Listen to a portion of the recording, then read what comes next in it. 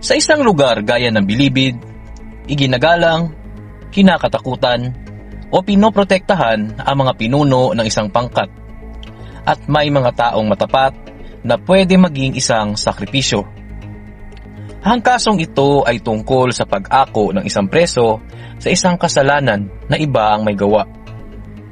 Nabanggit sa kasong ito ang isa sa sinasabing siga at matikas sa loob ng Bilibid, at ang presong ito ay walang iba kundi si Romeo alias Romy Gutierrez. Siya ay galing sa pangkat ng Sige-Sige Sputnik sa hanay ng mga batang Tondo.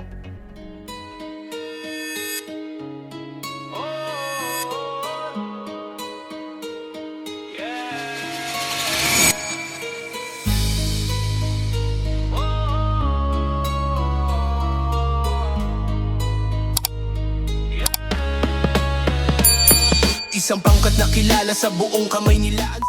Disclaimer: ang kwentong ito ay hango sa mga impormasyong mula sa Korte Suprema na makikita sa internet at available sa publiko.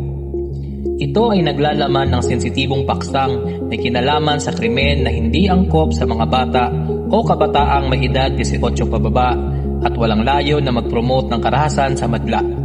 Viewers' discretion is advised.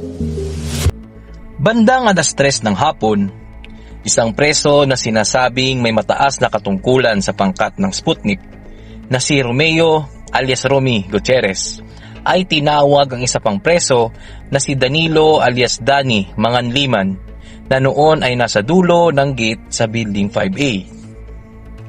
Pinapalapit ni Romy si Danny at tinanong kung ano ba ang pinagsasabi nito.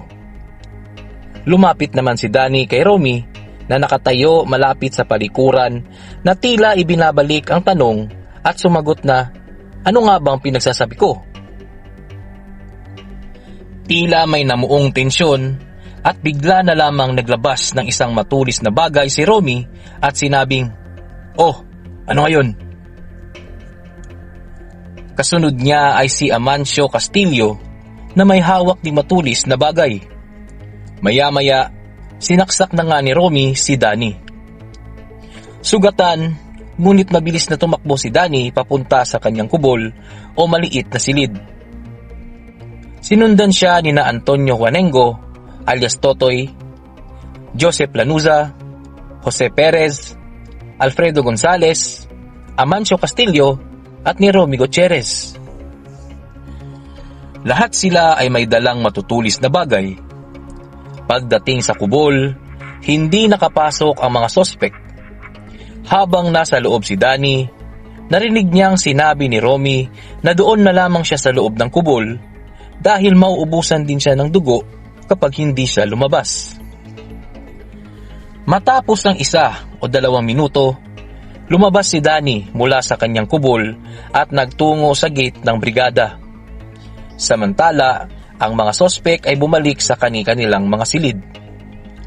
Lahat ng sangkot, pati ang biktima, ay mga bilanggo na nagsisilbi ng kani-kanilang sentensya matapos mahatulan ng korte. Dinala ang biktima sa ospital ng Piitan kung saan siya binawian ng buhay kinabukasan. Ayon kay Dr. Ampil, ang medico legal ng National Bureau of Investigation na nagsagawa ng autopsy, ang sanhi ng kanyang pagkamatay ay labis na pagdurugo dulot ng isang saksak sa bahagi ng tiyan. Pagkatapos ng insidente, sumuko si Renato Santos kay prison officer Vivencio Lahus at agad niyang inamin na siya ang may gawa ng krimen. Sa isinagawang investigasyon ni Officer Francisco Cometa Jr., ilang bilanggo ang isinailalim sa masusing investigasyon, kabilang sina Romeo Fernandez, Roberto Alvarez at Narciso Socorro. Sa kanila, si Romeo Fernandez lamang ang nakapagbigay ng direktang salaysay bilang saksi sa pangyayari. Gumawa si Fernandez ng isang sinumpaang salaysay na iniharap bilang ebidensya ng prosekusyon. Gayunpaman, si Fernandez mismo ay hindi tumestigo sa paglilitis ng kaso. Sa kanilang arraignment, Tanging si Renato Santos lamang ang umamin sa kasalanan, habang ang kanyang mga kapwa-akusado ay tumanggi sa paratang at nagsabing hindi sila guilty sa isinampang kaso laban sa kanila. Lahat ng akusado, maliban kay Renato Santos, ay kumukontra sa hatol ng pagkakakulong. Sinabi nila na ang desisyon ng mababang hukuman ay nakabatay lamang sa nakasulat sa affidavit ni Romeo Fernandez at binigyang diin na hindi naman nagpapahayag o nagsalita si Fernandez sa mismong pagdinig. Iginiit ng mga akusado na ang kanilang hatol ay base lamang sa mga sabi-sabi at wala raw sapat na ebidensya. Maingat na sinuri ng hukuman ang mga tala at wala ni isang testigo ang nagpahayag ng mga nabanggit na pangyayari sa hukuman, maging si Romeo Fernandez. Sa katunayan, tila ang tanging pinagkunan ng mga nasabing katotohanan ng hukuman ay ang sworn statement ni Romeo Fernandez. Dahil hindi mismo tumistigo ang nagbigay ng affidavit sa paglilitis, ang kanyang sinumpaang pahayag ay hindi pwedeng gamitin bilang ebidensya dahil ito ay sabi-sabi lamang at walang patunay. Ang pagtanggap sa ganitong sabi-sabi na ebidensya at ang paghatol sa mga akusado base rito ay malinaw na paglabag sa kanilang karapatang konstitusyonal na makaharap ang kanilang mga testigo at masuri sila sa pamamagitan ng cross-examination. Tulad ng nasabi sa naunang kaso, ang karapatang konstitusyonal na makaharap ang testigo ay hindi pinapayagan na umasa lamang sa mga affidavit. Hindi matutupad ang ganitong proteksyon maliban na lamang kung bibigyan ng akusado ng pagkakataong suriin ang kredibilidad ng mga sinumang tao sa pamamagitan ng affidavit o deposition ay magtuturo sa kanya bilang may sala. Ito ay para hindi baliwalain ang isa sa pinakamahalagang garantiya para sa isang akusado kung ang kanyang pagkakasala ay ibabatay lamang sa mga affidavit. Sa paglilitis, ipinakita ng taga-usig ang mga sumusunod na testigo. Sina Prison Officers Vivencio Lahus, Francisco Cometa Jr., Dr. Pedro Ampil ng NBI, at ang bilanggo na si Alberto Alvarez. Maingat na sinuri ang kanilang mga testimonya at sang-ayon ng hukuman sa obserbasyon ng Solicitor General na ang mga pahayag ng mga testigo ay hindi nag-uugnay sa mga akusado sa nangyaring krimen.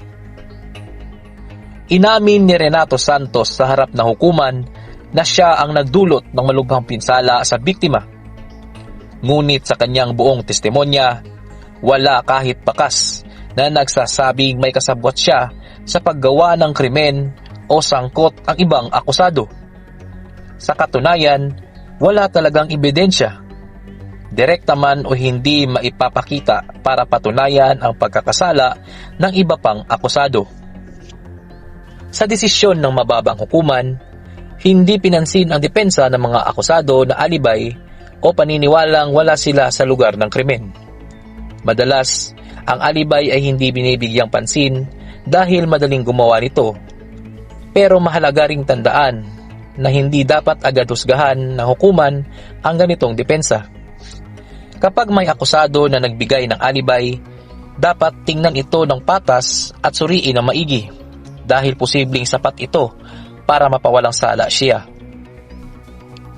Kaya naman, ang hatol ng pagkakasala laban kina Romeo Gutierrez, Antonio Juanengo, Alfredo Gonzalez, Amancio Castillo at Joseph Lanuza ay binabawi at pinawalang bisa.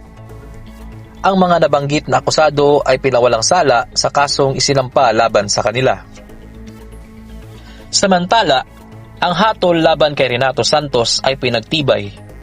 Ngunit dahil kulang ang kinakailangang boto, ang parusang kamatayan ay pinataw sa kanya ay ibinaba at ginawang reklusyon perpetua o habang buhay na pagkakakulong.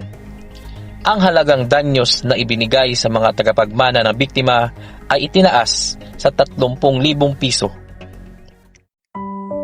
Sa pagwawakas ng kasong ito, Hindi emosyon ang pinairal kundi pagsusuri. Ang bawat bayag ay tinimbang, ang bawat dokumento ay pinag-aralan, at doon ibinatay ang naging pasya. Sa mata ng batas, hindi sapat ang kwento o paniniwala. Ang mahalaga ay kung ano ang kayang patunayan sa loob ng hukuman. Ipinakita ng desisyong ito na ang proseso ay hindi formalidad lamang. Ito ang nagsisilbing pananggalang laban sa pagkakamali at pang-aabuso. Kapag may pagkukulang sa ebidensya, hindi ito maaaring palitan ng hinala.